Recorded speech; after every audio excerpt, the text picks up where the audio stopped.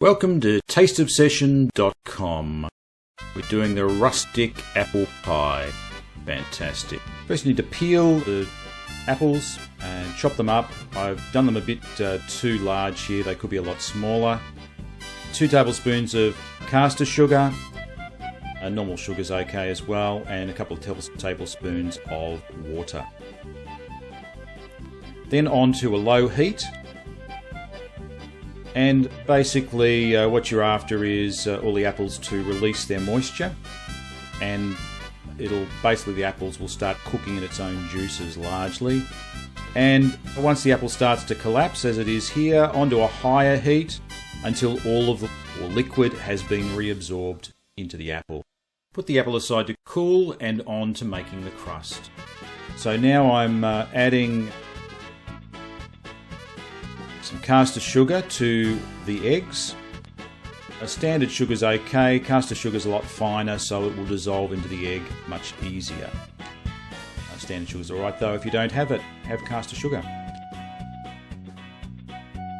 40 ml of cold water because we're actually adding some warm melted butter, so that keeps the mixture cold.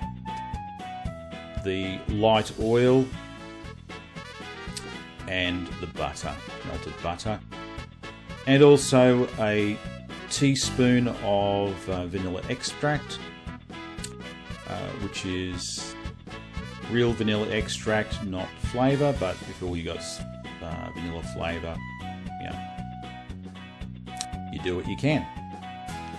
So just gently stir that. It looks faster than it is because it's sped up, and then we're adding our flours, which is a mixture of standard white flour and self-raising flour.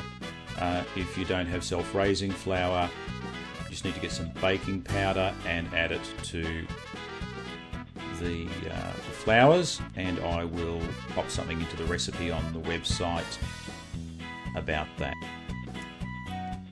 So basically we need to form a dough here. It's a little bit wetter than I wanted.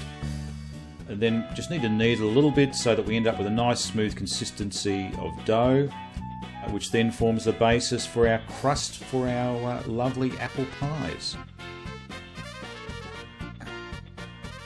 So because this dough's a little bit wet, I'm throwing a bit of flour on it to sort of take up a little bit more of the moisture,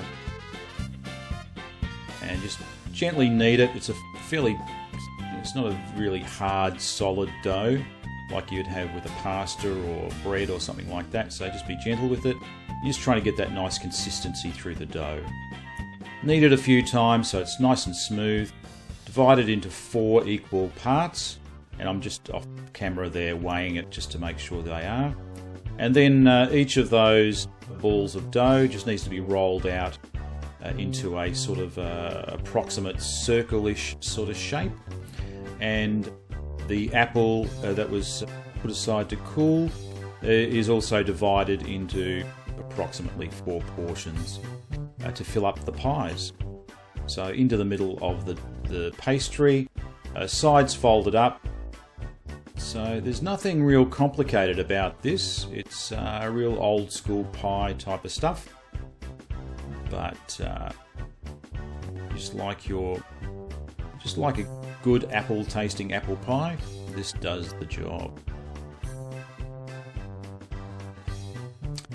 And the 4th one filled up. It's the last of the mixture. So that was all of those apples filled up and folded up the sides and ready to go in the oven. Oven on about 200 degrees Celsius. Not sure what that equals in Fahrenheit. I might pop it on the screen so you can see it. Into the oven for 20 minutes. It's been on 200 degrees. Into the oven. Good to go. Bang. 20 minutes later. Looking good.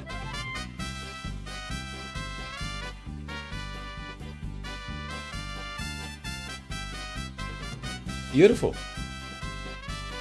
This has been Dave from tasteobsession.com. Tasty golden apple pie.